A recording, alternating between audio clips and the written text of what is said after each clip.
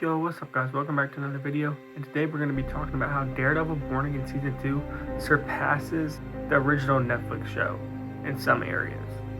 I don't know where exactly I would rank it among all 5 seasons, but it's definitely a top 3 season for me.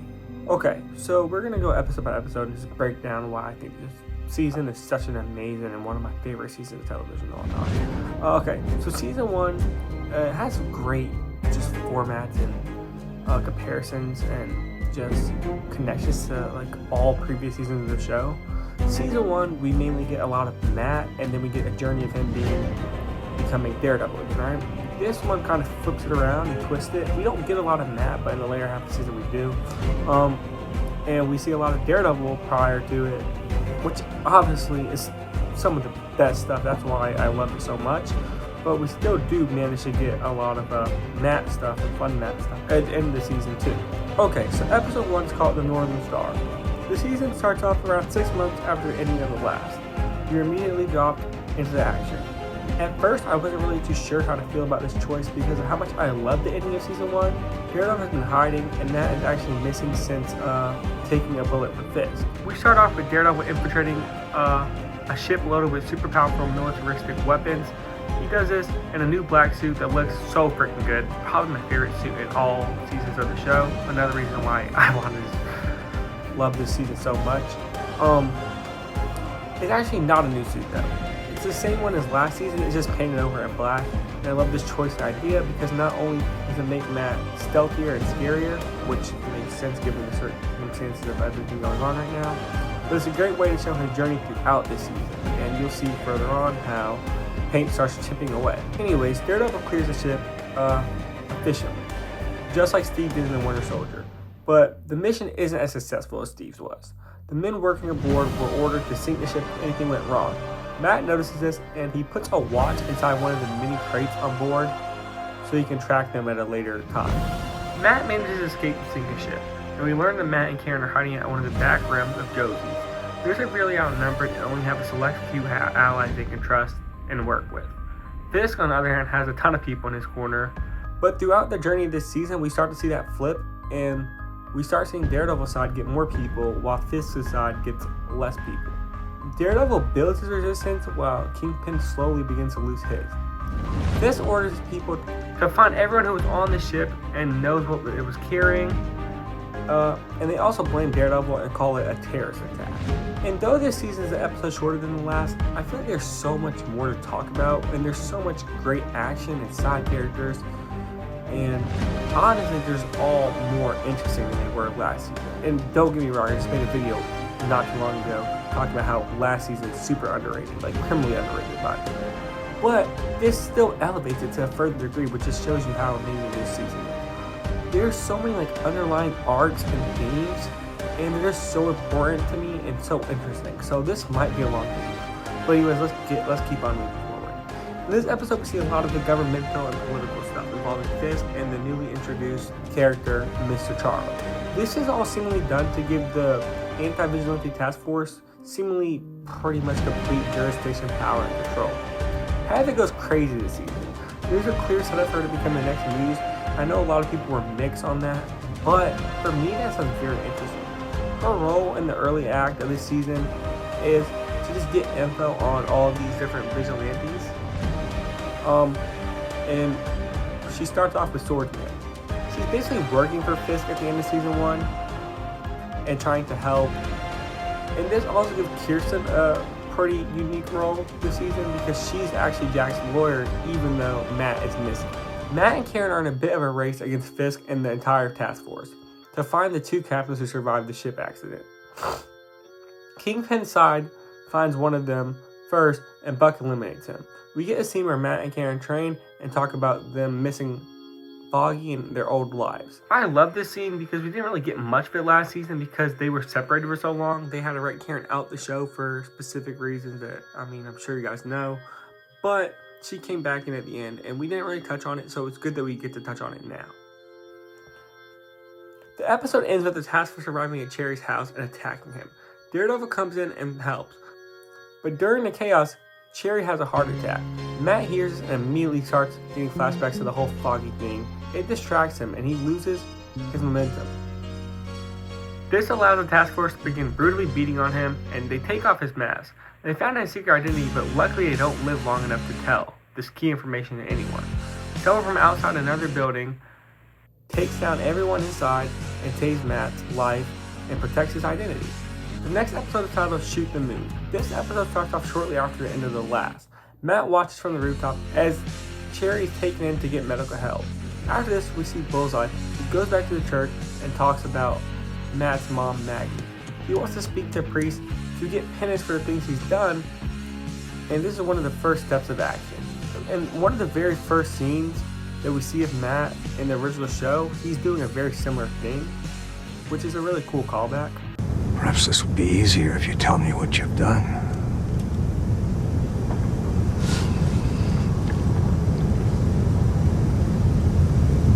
I'm not seeking penance for what I've done, Father. I'm asking forgiveness for what I'm about to do. Fisk learns everything that happened the night prior. He's obviously upset, and in his anger, he ends up killing his boxing trainer. Buck suggests that Fisk reveals Matt's identity. This way, it'll make it even more difficult for him to remain in hiding. Fisk decides to do something smarter and better. He struggles to do so, but he calls Matt a hero. He says that he's missing and he wants to find him. This puts Matt in a super sticky situation, but it doesn't necessarily give up all of Wilson's leverage on him. All the people supporting vigilantes are looking for Matt to save him, and all the people who are against vigilantes are looking for Daredevil. Kingpin isn't just a physical threat, he's also extremely smart too. And I'm glad that this show took the moment and showcased that. He has a lot of people and power in his pockets, and this move by Kingpin makes it all the more difficult for Matt and Karen to find the second captain from the ship, and it allows Kingpin and the other bad guys to have an even bigger advantage than they had before. This orders his task force to take out Cherry, who's currently in the hospital. We see Cole North return after the explosions in Matt's apartment from the end of last season, and honestly I'm kind of surprised he survived, but I've seen it the whole season now, but at the time I was definitely knowing that they were going to set something up. He's just a big character in the comics, and I think he would have been wasted just for making him die so early on. So I had a feeling they were going to set up his redemption, and I thought they were going to set up Pal's too maybe, but I do just think Pal's a lot more hated than him, even though Cole is the one that killed Hector. But I think that'll make it all the better when he does get that redemption going into next season, I'm hoping. Okay, anyways, the task force tries doing what Fisk ordered them to do, but the Resistance knew this was coming, and they have tons of people in the room with Cherry at all times. This way nothing can happen. Bullseye also has some neat scenes here where he manages to take out some of the task force. Matt and Karen spy on the task force as they import things on and off the ship, and they load them into Red Hook port. Angela and her aunt are put into a strange and difficult situation. They try stopping a crime, and in the process they end up on the task force's bad side. Her aunt gets taken, and this leads to Angela to go find Kirsten and Matt. Meanwhile, Bullseye spies on Vanessa as he plots his revenge on her for betraying him. We see a lot of side characters from season 1 get new arcs and just further develop their arcs this season, and in my opinion nearly all of them are more interesting. We see Heather and Vanessa interact, we see Heather and Buck interact, we see Buck and Vanessa interact. We even get to see one of my favorite ones, Buck and Daniel, interact. And this is going to play a big role in the next couple of episodes this season. Speaking of these arcs and dynamics, we can't forget to mention Daniel and Bibi. They were interacting a lot last season, but this season I think it's just all the more interesting and better. I think it's more so the interesting part of their arc. It was definitely the beginning of it last season, and now we're getting to that climax and the resolution this season, and I really like what they do with them. I think they play a big role this season, and they make it a lot better. Their friendship/relationship is just so intriguing, and they're obviously on different sides of this war, and obviously that's not new for this season, but we really do get to start seeing them put against each other, and they both mutually understand and acknowledge it. Matt and Karen have a drink at Josie's abandoned bar, and they head back upstairs to lay down. They have an interesting conversation, and this dialogue is cut between Fisk and Vanessa having a very similar conversation. They speak about how things could go wrong, and they could live together alone on an island, Fisk really doesn't like this idea. He says he hates the sand, almost like Darth Vader / Anakin. But we cut back to Matt and Karen, who begin dancing, but this dance is interrupted when the task force arrives. This leads us to a super epic action sequence in Josie's bar, just like that we had at the beginning of last season. Matt takes out the entire task force around the area while Karen tries sneaking away. They plan to meet back up at their meeting spot, but when they both arrive, Karen comes in with a surprise. She ran into a member of the task force and was able to capture him. This takes us to episode 3, which is called The Scales and the Sword. This capture for Karen was pivotal. We start off right where we left off. Matt and Karen interrogate this man, and their goal is to get information out of him, and they're pretty successful in doing so. Matt is able to use his powers to hear the heartbeat and determine whether what's coming out of his mouth is a lie or not. And oddly enough for them, he's really not lying. This is the first time the people on Kingpin's side begin to start flipping, but it kind of becomes more so of a pattern throughout the rest of the season. This episode deals with a lot of the trial of Swordsman. Like we said, Kirsten is his lawyer, and this pits her up against Hodgeberg, Heather, and the entire task force. They blindfold Kirsten and lead her into Red Hook so she can speak with her client. By the end of this episode, we see that this is a really big mistake made by Kingpin and his side. Kirsten and Jack know they're up against a whole system. They talk about how the case is almost entirely likely to be rigged and how likely they are to actually lose this case, but they're not really shaken. Matt and Karen are in their new hideout. It's actually Frank's old hideout from season 1. And while we're here, I do want to talk about how like people were kind of disappointed about like all the cameos we got this season, or the lack of cameos rather. And honestly, with Spider-Man and Punisher specifically, I'm gonna wait to see their next projects because I'm hoping that we can just see some cameos of like them fighting the task force. I do think it would be kind of stupid if they don't, but I'm gonna wait to hold judgment on it. So maybe if I see those and then they're not doing anything related to this, then I'll change my mind. But for now, I'm gonna give them a break. Them being in Frank's old hideout kind of sparks a debate between them. Karen seems to want Frank's help, and Matt said that Frank's help wouldn't really actually help because killing their enemies doesn't actually fix their problem. This is going to play a significant role for the remainder of the season, and I love the dialogue that they have here and the argument and the back and forth. A lot of people weren't a fan of it because we see it so much with Daredevil, but he's Catholic. He refuses to kill no matter what, and it's what makes his character so special.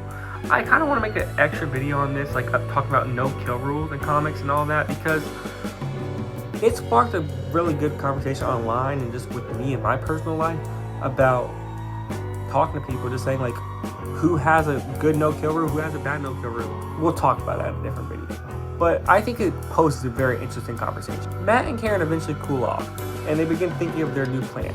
They are doing things Matt's way. Matt wants to get into Red Hook and cause another scene like he did on the Northern Star. Only this time he's going to expose everything Fisk is hiding, and there's nothing he can really do about it. This will put loads of pressure on the Fisk, and that's a sort of underlying theme this season. We see a lot of pressure put on the characters and see how characters react to their pressure and how they make good decisions sometimes and bad decisions sometimes. We'll talk about that more later on. The governor is already questioning and pulling away from Fisk. The more things come out, the more pressure is created, and this will ultimately lead to Kingpin's demise and fall. Buck also puts a lot of pressure on Daniel this episode. He orders him to figure out who the mole is in their circle and turn them into him. Daniel pretty much knows it's BB, but he truly does care for her, and he knows what will happen to her if he tells. He instead thinks to just stop telling her stuff and to keep her under control will be more beneficial. The court case with Jack goes just as bad as they were expecting. The court is pretty much rigged, and everyone's against them. The original show used to always use a simile of the system being like David versus Goliath, and this shows it perfectly. It's also just like Matt's case with Hector at the beginning of last season. The only difference was Matt was still able to pull off the unthinkable and win. Unfortunately, this time Kirsten isn't as lucky. Jack is found guilty and they lose. But they're not really upset since they were kind of expecting this. This obviously makes Matt upset and pushes him even further to want to go and execute this plan that he has. He suits up and goes to talk to Kirsten. He asks for directions into Red Hook. The problem is she was blindfolded. But this leads to a super funny and cool sequence where Matt tells her, They had me wear blackout goggles, so I didn't see anything. I can work with that. Matt gets into Red Hook, and this is where we get to see this season's one-take action sequence. And boy, oh boy, is it freaking phenomenal. Daredevil fights a task force while also freeing all the inmates from their cages. Swordsman even gets in on the fun, and together they manage to free everyone and get them all to escape safely. Fisk is pissed and retaliates by just blowing up the ship with tons of innocents on it, just so he can protect his own image and hurt Daredevils. The next episode is really interesting and really fun. It's titled Gloves Off, and this is the Bullseye episode. We get to catch up with him after not seeing him in the last episode. We start off by seeing his morning routine.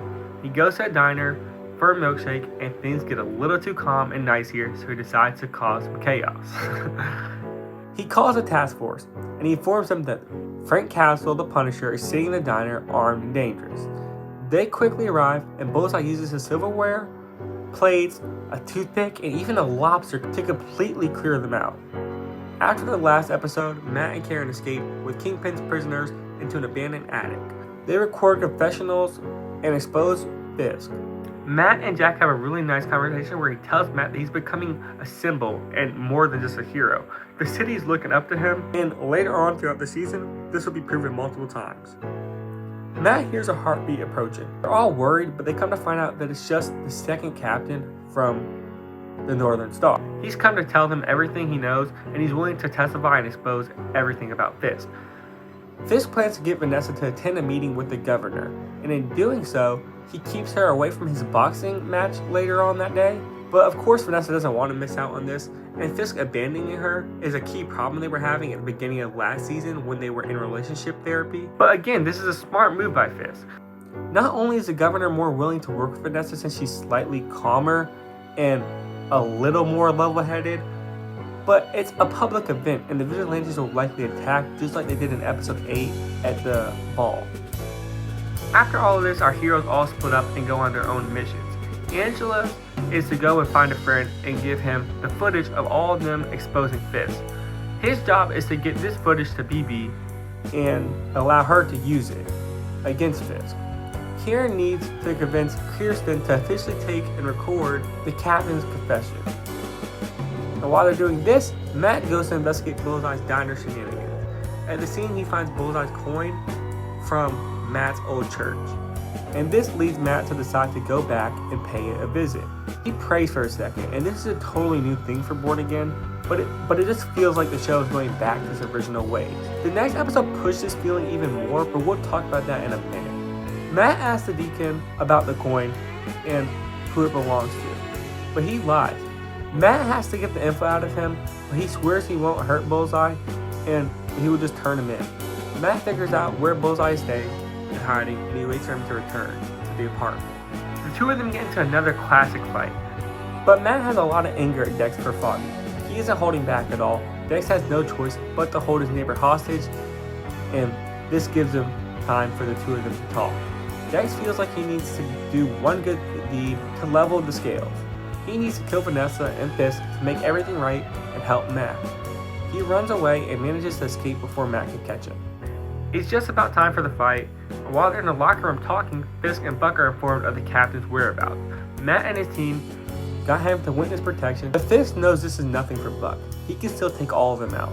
He tells Buck to leave the fight and kill the last witness so everything will be swept under the rug. And unfortunately for us and Matt's side, Buck is successful. But this was another big mistake by Fisk. Halfway through the boxing match, Kingpin notices Vanessa walking in. He gets caught off guard and gets hit a few more times than he would have liked. This pisses him off, and he takes his anger on his opponent illegally. Fisk ends the fight by potentially killing his opponent, and then Vanessa comes in through the ring to congratulate him. But as soon as this happens, the Bullseye attacks. He takes out the entire task force, and there's no Buck there for an additional level of security. Dex attacks Vanessa using a glass projectile, but Fisk uses his belt to block it. This sends glass shards flying into Vanessa.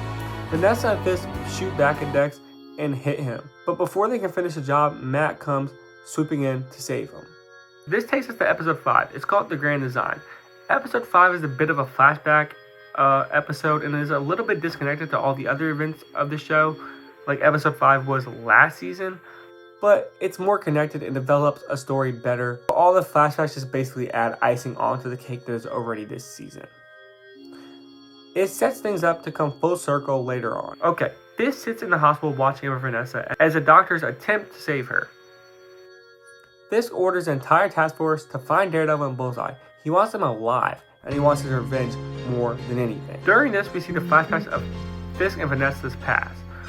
We build even further into their relationship, and it makes the ending of this episode all the more tragic, even if we don't look like Vanessa. I personally cheered when she died, but his acting was just crazy that I did feel a little bit, you know? I can't help but have a little bit of a heart. Okay, anyways, Matt and Dex are on the run this episode. Dex is bleeding out and is ready to give up, but Matt won't let him. This is strange, and even Bullseye acknowledges this. I'm trying to save you because I tried to kill you. I sighted that on Josie's roof. Well, maybe tonight's penance is mutual. Matt gets pissed and slams Dex when he mentions Foggy and says his name. That is and always will be a weak spot for him, and due to this, we see a flashback with Matt and Foggy. The flashback is basically Matt and Foggy being sent to protect Foggy's childhood bully. He's being sent to prison, but he's truly innocent, and both of them know it. The problem is Foggy wants him to stop this entirely. Matt simply doesn't care, since everything he's done to Foggy, and just all around, he's not a great person. While he hasn't done the crime he's going to jail for, he's done other crimes, so Matt just thinks this is essentially what is coming to him. But this sparks a very great debate between them. If he goes into prison at all, no matter what the sentence is, he will die. Matt doesn't have the mercy in him. Foggy does. Foggy always kept Matt grounded and helped him show mercy. This is why as soon as Matt lost him, he lost his ways and he lost a part of himself. We cut back to the present. Daniel tells BB info about Fisk and Vanessa's current conditions, and of course she leaks it. This really upsets Daniel and honestly kind of hurts him. Buck comes in and they work together to get rid of the captain's body from last episode. Matt and Dex hide in a church and Bullseye's on the verge of dying. The task force are closing in on them and Dex tells Matt to leave him, and Matt ultimately leaves and listens. He feels as he had no other options. He walks out, but then he thinks of Foggy's message about mercy. Obviously. What are we celebrating? Mercy. Matt goes back inside the church and carries Dex out. They manage to reach Frank's hideout where they find Karen. The episode ends on what seems to be a high note. It looks like Vanessa is going to survive, but at the last second, the rioters pull the rug from under us. Vanessa flatlines and Fisk loses it. Vincent D'Onofrio's acting here is some of the best we've ever seen in all 5 seasons of this show. And you guys can say whatever you want about Born Again, but it really does have some great dialogue and acting performances, like from Matt and Frank's combo in episode 4 of season 1 to all of Matt and Karen's debates and arguments so far this season, and even Matt and Poindexter's conversations about forgiveness and hatred. Okay, this takes us to episode 6, called Requiem. This is probably my favorite episode of the season. We start things off in the hospital, and Fisk is being comforted by the doctor who failed to save Vanessa. Fisk is extremely upset, so of course it doesn't take a genius to realize he's gonna kill this guy. We then go to her funeral. Fisk sits there and doesn't say a word. I actually don't think Fisk says a word in this entire episode until he's met by Matt towards the end, which is really just pretty interesting and great how you can still captivate all these emotions without saying it. This takes us to a house where a group of armed men attack it. We see a little girl praying as this happens, but her mom wipes every single one of them to protect her. It's revealed to be Jessica Jones, and the girl is her and Luke's daughter, Daniela, named after Danny Rand. Matt and Karen sit in their hideout as they patch up Bullseye. They get into another argument about their morals and what to do with Bullseye. Karen talks about how he killed Foggy and nearly killed Matt on multiple occasions. Karen talks about how Matt was going to kill Fisk back in season 3 and says he needs to go through with it this time. Matt explains to her that them not killing their enemies is what separates them from Fisk and Bullseye, and that if they just crossed that line, they'd be just like them. This episode is also Daniel's birthday, and Buck gives him the idea to find a mole he needs to feed the suspect take information and see what leaks. He and Dee Dee go to his mom's house to celebrate, and throughout their time there, he does exactly what Buck suggests. The city's going crazy. There's a memorial for Vanessa, but they take it over and riot and protest. They don't and can't really care about her death when the same things have been happening to them for the past couple months now, and no one seems to care about it until it's someone bigger. And honestly, as sad as it is to say, why should they? Daredevil and Jessica Jones meet up. She tells him about how she was attacked, and they realize that that's way out of the task force jurisdiction. But that's because it wasn't a task force. The men who attacked her were Mr. Charles's men. We haven't talked much about him yet, and that's because his role in this season is just very mysterious and secretive. He also doesn't play a humongous role this season, but it's definitely interesting, and I'm sure it'll all come back around full circle and make sense in season 3. What we do know is he's working with Val and he's working with Luke Cage currently. But anyways, the task force has moved all of the weapons out of Red Hook and into a warehouse. Matt and Jess work together to clear the warehouse, and when the job's done, they blow it all up. Jessica's powers are inconsistent since giving birth, and they turn on and off. This is really good and smart because Jess is typically just a little too powerful for these regular people to put up a fair fight against, so this kind of evens the playing field just a little bit. While this is going on, Dex wakes up. He's handcuffed and he can barely move, but he still manages to talk to Karen and piss her off enough to where she points a gun at his face. He tells her about how Vanessa made him kill Foggy and how Karen should kill him for killing Foggy. He compares it and says it's all just a simple equation, and Karen honestly, truthfully does think about pulling the trigger for a second. She thinks of everything but Foggy. Before she can pull the trigger, Matt rushes in and knocks the gun out of her hand. Karen loses it here. She says that Matt just keeps choosing to save the wrong people, and at this point, it's him choosing them over the people he loves and cares about. Matt has lines he won't cross, but this doesn't. This makes it so difficult to actually beat this. Honestly, Karen is 1,000% right. It's great that Matt doesn't want to kill, but I feel like Karen poses some great questions. At what time is Fisk just beyond saving? How many people does Matt need to indirectly kill before he draws the line? This is kind of why I feel like we need to take a break from Fisk in the next couple of seasons of Born Again. He's been the main villain for 4 out of the 5 seasons of the show. He's great, his dynamics with Matt are literally peak, and no one can deny it. But part of me feels like it hinders Matt to an extent as a hero. Fisk is losing everything right now. He's lost Vanessa. In turn, he's losing the governor's support. His alliance, or whatever you want to call his little partnership with Mr. Charles, is cooked. And the city he loves so much is beginning to turn on him. The city is protesting still, and they're beginning to expose him.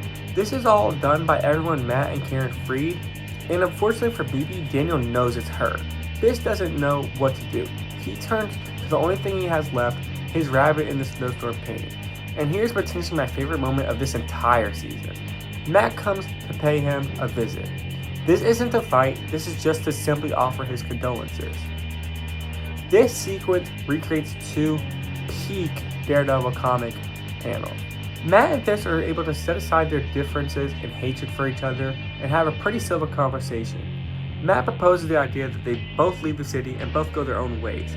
Any discussion and fight they have is always so great, but this might be one of my favorite ones yet. This is the first time I interacted face to face since the pilot episode of this very show. Matt tells him that if they never met, all their friends and loved ones would still be here. Their fights affect everyone, not only them, but oddly enough, it affects them the least. At this rate, everyone else is just collateral damage, and they need to put their differences aside. Matt is honestly doing a great job here, but his one mistake was name-dropping Foggy and Vanessa. Just like in the last episode where Dex mentioned Foggy's name, it enraged Matt, and now Matt saying Vanessa's name does the same exact thing to Fisk. He yells, screams, and begins throwing stuff and attacking Matt. Again, Matt isn't here to fight, and makes that clear by just dodging everything. This works until Matt slips up and gets hit hard.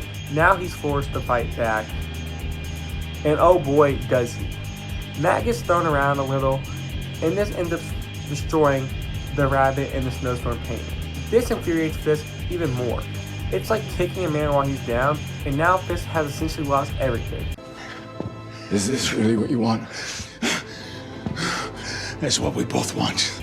Matt gets back up and uses his billy clubs in the fight. He's super acrobatic and agile. It's totally a new thing for Fist to deal with, because in the original show, Matt was a little bit less quick on his feet and just mainly boxes with this. But now he's moving and swinging around, and he sets up a nasty combo that leads into a knee to Kingpin's face. This was beautiful, and it ends the fight. But what ends the episode is Karen being spotted at the protest by the task force and being captured. This leads us into the penultimate episode, The Hateful Darkness, episode 7. The next morning, Matt sits on a building struggling with everything that happened the night before. Karen is checked into prison and tossed into a cell where she's met by Fist. They exchange some dialogue, and Karen essentially baits him into the point where he chokes her, and almost nearly to the point where she passes out. Matt, Jessica, and Cherry meet up on a rooftop. They plan to get Karen out of prison, but ultimately their plan is to do nothing. They realize they need to just wait it out and do things by the books. Mahoney comes in to Karen's rescue. He allows her and Matt to see each other. Matt tells her he has a plan and that lines will need to be crossed, but just not in the way that she's thinking. Buck and Daniel have realized that BB was behind the whole protest last episode, and in this episode, Buck and Fisk ordered Daniel to bring her in so they can eliminate the person leaking all the information regarding them. This puts Daniel in a super sticky and tricky situation. He can protect himself and his loved ones by turning BB in, or he can do the right thing and let her go while he faces whatever consequences may come his way. After this, Matt talks to Dex. He tells him that he hates him for everything, and he's right to feel this way, but he knows that he has to forgive him and move on. He sets him free, but not before requesting him to do one more good deed. Karen goes into her court hearing. She's represented by Kirsten, and obviously last time this didn't go as well as we wanted. Kirsten is still the underdog, and everyone and everything is against her, but this time she has some backup. When all hope is nearly lost, Matt Murdock returns and makes his grand, long-awaited comeback. Together, Matt and Kirsten ask the perfect and right questions to everyone. They end up not only winning the public opinion, but they turn a lot of the people that were unfairly biased for Fisk. Daniel takes BB to his and Buck's meetup spot, but at the last second, he begins second-guessing himself, and he makes the right choice. He lets her go, and he decides he's going to face his problems head-on no matter what, and I feel like we all respect him for this and just love him for this. Back in court, they finish up for their day. The courts begin to clear, but the task force wait for Matt. They're clearly planning on attacking him, and he knows it. Matt's trusted allies lead him out, but they're ambushed in the parking garage. A ton of people die, and Matt ends up getting shot as he stops the task force, and this leads him to retreat into the church where he awaits to eventually succumb to his wounds and probably just die. But after this, the governor is officially pulling her support from Fisk, and he knows it. He sends someone after her to kill her, but Bullseye's here to save the day. He's successful, and we learn that this was that last good deed Matt asked him to do for him. Buck and Daniel meet face to face without BB. Buck is clearly upset and has to kill Daniel since he's the mole and isn't willing to work with them loyally. Buck goes through with the kill, but we get a pretty good feeling that he really struggled with this decision. Karen is met by Heather in prison, where she questions her to try getting into her headspace. She wants to understand her and keep her behind bars. The two have a neat scene where they pick at each other and attack each other for their traumatic passes. Heather then begins to attack Karen physically, and this is just another sign and example of Heather going down the dark path and losing it. This episode ends with Matt nearly dying in the church, but before he does, he's saved by Jessica Jones. This is a peak ending that leads us into our peak finale. Episode 8 is called The Southern Cross. We open this episode with Matt and Karen in their famous, iconic signature Indian restaurant from the original show. It cuts, though, back to the present. Karen and Kirsten are in court waiting for Matt. Meanwhile, Matt is being patched up by Jessica, and they arrive to court late, but they arrive nonetheless. And in this episode, Matt is going to do some nasty work just as his lawyer self. The first of this is with Heather. He calls her out on multiple fronts, and all she can really do is lie to the court and ultimately lie to herself. This attacks lots of places that Matt values in his life during the events of the show. First it was his apartment, then it was Josie's, then it was Fogwell's gym, and now it's the courtroom. But Matt is here to defend it. He values his courtroom so much. The lawyer and court stuff in the show is so interesting and important, and it's because they treat it like its own battlefield. And it honestly is a battlefield. It's why Matt goes out as Daredevil in the first place. He knows that the law fails sometimes, but Matt is far too dedicated here, and he can't lose this. He has all the advantages even against a rigged court. Matt calls in Fisk as a witness. While this is going on, Fisk has hired a fake Bullseye to hide in a nearby building and shoot Matt. But fortunately for him and all of us, Bullseye knows about this attack and he interrupts it. He shuts it down completely. Matt using Fisk as a witness is so genius. Matt took a bullet for Fisk, and Fisk has called him a hero publicly. Matt knew going into this that he'd have to take a heavy fall and blow if he wanted to take care of Fisk. It's a boxer's mentality. He knew he wasn't going to get a knockout blow without taking a few shots himself. Matt knows what leverage Fisk has over him, and he knows everything Fisk has done. He knows that Fisk will use it against him if he leaks everything, but he realizes that if he does it himself, then Fisk loses all his leverage and the momentum of this case. In a jaw-dropping moment, Matt ultimately decides to tell the court that he's Daredevil. It's shocking, and it was truly peak. I thought it was going to happen a lot differently, but Matt doing it this way just shows how smart he is and how dedicated he really is. I love how it happened. He's smart as Daredevil, but he's extremely smart in this courtroom. He has home court, and Kingpin can't really deal with it. There's a lot of pressure on him, and we talked about pressure earlier on. When our characters are put in pressure, they make rash and emotional decisions. And Kingpin has always been and always has been emotional, especially with everything going on right now with him losing everything he loves. This was Kingpin's ultimate demise. Matt has enough proof, and he himself becomes a key witness. Fisk is in big trouble, and Matt is too. They walk outside and have a face-to-face interaction, but this goes south when Bullseye fires a shot, just like he did last season. This time, Buck jumps in front of the bullet instead of Matt, but this shuts down everything. The task force is alerted, and they lock the courtroom down to protect Fisk.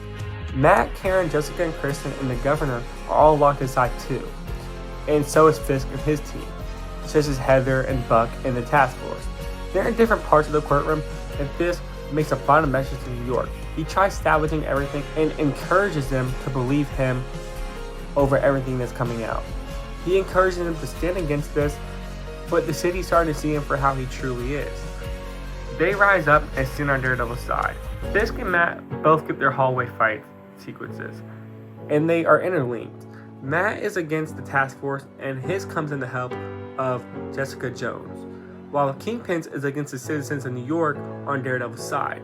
He's violent and he's killing them, and he makes his way out at the same time as the heroes.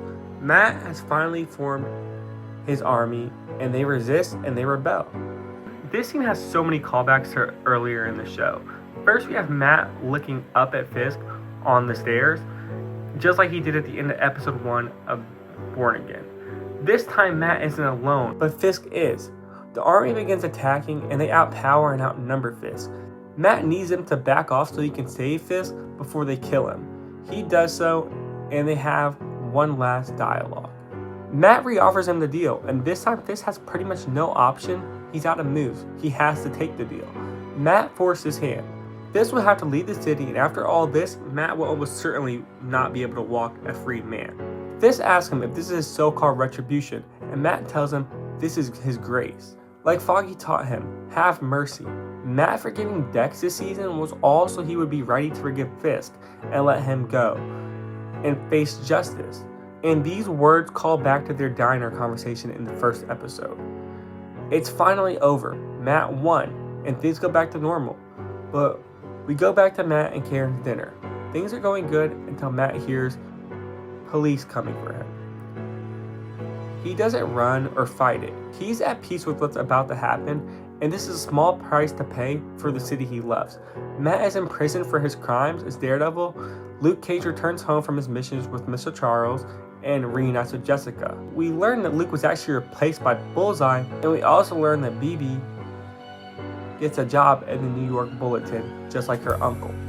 And last but not least, we see Fisk is on a beach all alone. hundreds of thousands of miles away from the city and everything he loves. A lot of people were confused about this ending, but it makes perfect sense to me. First, let's talk about how Vincent D'Onofrio said there would be a moment in this finale that would rival Matt's iconic "I beat you" moment in season 3. And well, honestly, I'm not going to sugarcoat it. I think he lied. And honestly, I'm not mad at it. I think he lied in the best way possible. There was no scene that really rivaled that. But the coolest part is that the line Matt said in season 3 came to fruition. I think that might have been what he was hinting at, or I don't know what else would have really rivaled the scene. But let's talk about what Matt says. Matt tells him, "You don't get to destroy who I am." And Fisk didn't. Matt kept his morals through and through, no matter what or how hard things were. He says Fisk will spend the rest of his miserable life in a cage knowing he'll never have Vanessa. And this final shot of him on a beautiful beach is ironically proving this true in a way. It's of course a metaphorical cage, but it has no Vanessa, and we know he hates it there. He says it earlier in the season, that he hates the sand or whatever. This is completely trapped and alone. There's not an easy way back to the city. He has no one to control, manipulate, or fearmonger, or anything. Matt tells him that this city beat him, and in the courthouse, they literally did dress up as Daredevil and physically beat him. He also says that he beat him, and not only did he physically beat him in episode 6, pretty bad, but Matt completely stops Fisk and leaves him nothing. Sure, Matt loses a lot too, but I mean, look at the smirk on that man's face at the end. And tell me, does that look like a look of defeat? Because boy, oh boy, I cannot wait till season 3 to see what they cooked up for this next season. This season was incredible. The first season I loved. So I just know we're going to be right on track. Just like I truthfully think that we are right on the level of the original show. I would love to, I'll probably get a ranking out in a couple of weeks or days, but I really want to let it sit a little bit more, you know.